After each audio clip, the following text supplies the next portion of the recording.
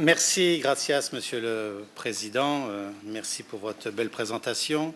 Je ne vous cacherai pas que l'Européen moyen que je suis a quelquefois du mal à s'y retrouver dans le labyrinthe des institutions européennes et de leurs compétences. J'espère que vous ne m'en voudrez pas si, au fil des traités de Rome à Maastricht, de Copenhague à Nice, en passant par Lisbonne, j'ai un peu perdu la trace des différentes institutions. Ce que je sais par contre, c'est que vous représentez les collectivités territoriales, c'est-à-dire les organes de notre démocratie les plus proches de nos concitoyens.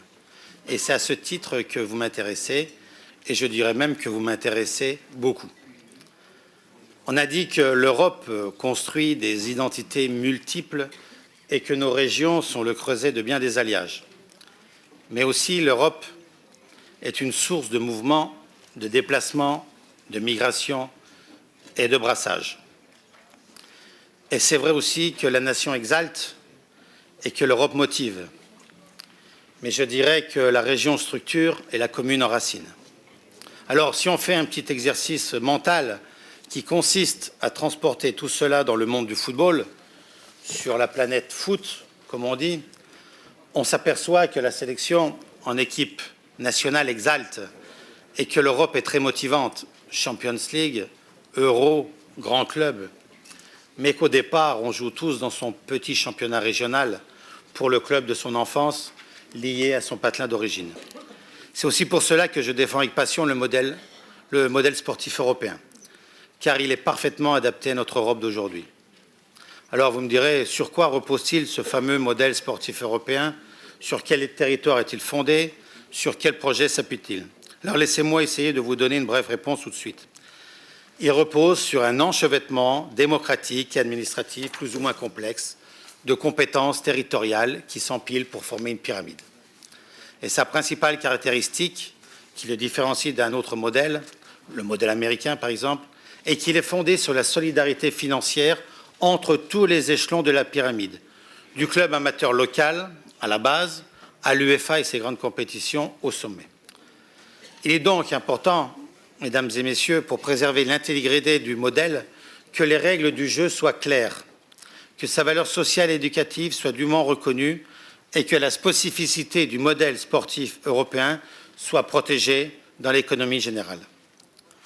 Partout où le football a été géré à coup de libéralisme débridé, sa santé financière est très menacée.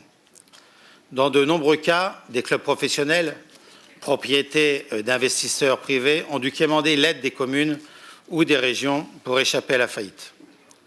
On peut sérieusement se poser la question de savoir, et je suis persuadé que vous allez vous la poser, si c'est bien là le rôle d'une collectivité territoriale, si c'est bien le meilleur usage que l'on peut faire des deniers publics et de l'argent du contribuable. Alors j'ai donc pensé qu'il était un peu temps de faire le ménage. Et j'ai proposé aux associations nationales, ici représentées par l'association belge, aux clubs, aux joueurs et aux ligues, un ensemble de mesures que j'ai baptisées fair play financier. On devait donc passer d'un système fondé sur les largesses des grands mécènes à un système basé sur des principes ô combien subversifs de l'orthodoxie financière, les budgets en équilibre et l'autosuffisance. Et notre système évolue donc dans l'esprit du livre blanc sur le sport, publié en 2007 et qui avait l'objet, à l'époque, de commentaires pertinents de votre comité. Nous nous situons donc résolument dans la perspective des traités, dont le dernier né, celui de Lisbonne, reconnaît enfin la nature spécifique du sport. Votre comité a du reste justement insisté dans son avis sur le livre blanc sur la nécessité de garantir l'autonomie des fédérations sportives librement élues. Seules les fédérations, je vous le rappelle, mesdames et messieurs, seules les fédérations autonomes peuvent assurer au mouvement sportif l'espace de liberté dont il a besoin par rapport aux enjeux politiques. Le mouvement sportif européen est structuré autour des fédérations nationales qui, conjointement, élisent l'échelon européen.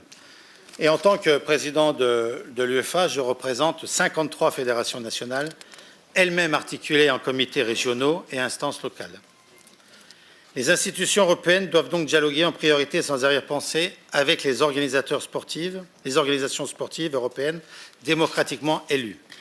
Ce sont elles et personne d'autre qui représentent et qui gèrent le mouvement sportif européen au jour le jour et qui ont intégré dans leur ADN ce que j'appellerais l'acquis sportif communautaire. Si dialogue structuré il doit y avoir, et certains le préconisent, entre institutions européennes et mouvements sportifs, on doit reconnaître sans embâche que les seules organisations habilitées à représenter légitimement le sport européen dans son ensemble sont les fédérations sportives européennes démocratiquement élues. Vous vous êtes aussi penché dans votre avis sur la question combien importante de la protection des mineurs, de la protection de l'enfance telle qu'elle est définie aujourd'hui par la Convention internationale, donc jusqu'à 18 ans. Je voudrais, et c'est important, regarder ici un débat qui part un peu dans tous les sens. Il ne s'agit pas de vouloir limiter la pratique du sport pour les enfants dont les parents déménagent d'un État à un autre de l'Union, pour les frontaliers qui préfèrent jouer dans un club plutôt que dans un autre, ou, comme vous savez, pour les étudiants Erasmus. Nous partageons complètement la vision de l'Union européenne sur la mobilité de la jeunesse et l'élargissement des horizons culturels des jeunes européens. Je sais que votre comité ici présent soutient le développement des clubs et des projets interrégionaux transfrontaliers, comme par exemple le pool interrégional européen du sport dans la grande région qui m'est chère, Sarre, Lorraine, Luxembourg. Pourtant, mesdames et messieurs, où le bas commence à blesser, c'est quand on mélange liberté de circulation et formation professionnelle sportive. Il est dans l'intérêt de tous d'encourager et de protéger les clubs formateurs. Il en va de l'avenir même de notre sport. Un bon centre de formation coûte très cher.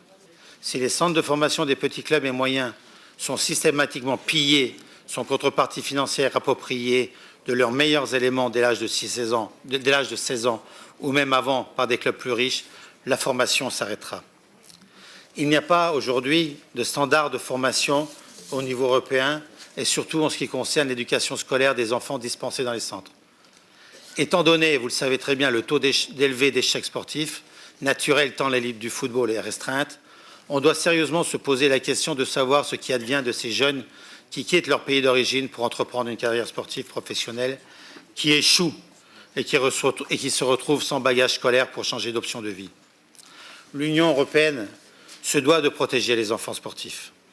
Et je refuse que, sous prétexte du principe de libre circulation, on couvre une exploitation éhontée des espoirs et des rêves de très très jeunes joueurs. Il faut, mesdames et messieurs, que vous restreigniez, que vous encadrez, que vous surveillez ces mouvements qui ne sont motivés que par l'appât du gain. Nous allons donc faire des propositions à la Commission européenne qui tiennent compte de la législation actuelle et des problèmes sérieux que je viens d'exposer. Il me reste à traiter une question, et je sais qu'il vous concerne en tant qu'autorité territoriale, la violence et le désordre liés au football. Il est très facile de faire l'amalgame entre foot et hooliganisme. Certaines presses, d'ailleurs, ne s'en privent pas. Je comprends que pour les élus locaux que vous êtes et régionaux, en tant que responsable de la sécurité de vos concitoyens, vous redoutez les grands événements sportifs, les grandes soirées de football. Mais si je repars 25 ans en arrière, je dois de me souligner les progrès accomplis. Et je me souviens très bien qu'en 2007, au cours d'une conférence dans cette bonne vieille ville de Bruxelles, qu'il fallait inventer une police européenne du sport, c'est-à-dire de donner les moyens aux diverses polices nationales et municipales de se coordonner, de dialoguer, d'échanger en temps réel les informations pertinentes, de bénéficier mutuellement des expériences de formation. À l'initiative du maire de Barcelone, Jordi Herreux, le maire, la ville de Barcelone, l'UEFA et l'Association européenne des clubs ont organisé en février dernier un grand forum où les villes, les clubs et les supporters se sont retrouvés pour imaginer un avenir différent du présent et surtout, bien sûr, du passé. Mon intention est de continuer dans cette voie pour approfondir les partenariats et faire fructifier les bonnes intentions. Il n'existe peut-être pas de plus fort dénominateur commun européen que le foot. Dans 2 mois s'ouvre en Afrique du Sud la Coupe du monde de football. Alors de nouveau, le ballon rond va faire rêver le monde et faire oublier les crises. Je voudrais conclure mon intervention aujourd'hui en citant sur ce sujet-là une personne d'Afrique du Sud que vous connaissez très bien, Nelson Mandela, qui écrivait il y a quelque temps « Le sport a le pouvoir de changer le monde parce qu'il a le pouvoir d'inspirer les êtres ».